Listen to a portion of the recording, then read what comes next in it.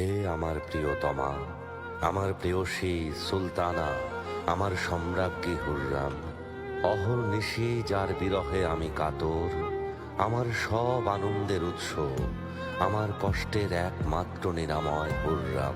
চাঁদনি রাতে তোমার চুলের মদির গন্ধ মনে পড়ে যায়। তোমাকে ছাড়া আমি নিরুপায়, আমি অসহায় হুররাম।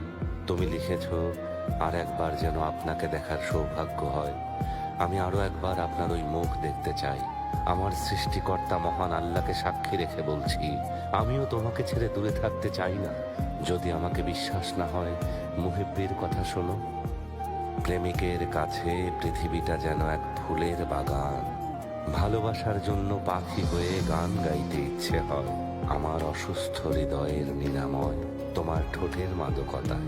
বিরহে কাতর এই রাতে আমি সেই মাদকতা চাই। হে প্রিয়া, আমি তোমার সাজানো সে জান্নাতে যেতে চাই।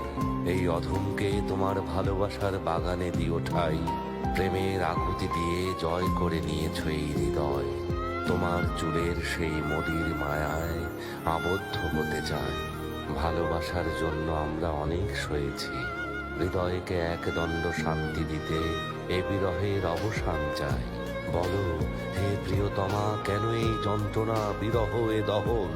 ফুল বলে বিরহীর কান্না আমাদের দোলা দেয়, আর মুহিব্বি বলে ওই রূপে কারো নজর না লাগুক, যেন কোনো চিত্রকর সযত্নে করেছেন তার মুখ।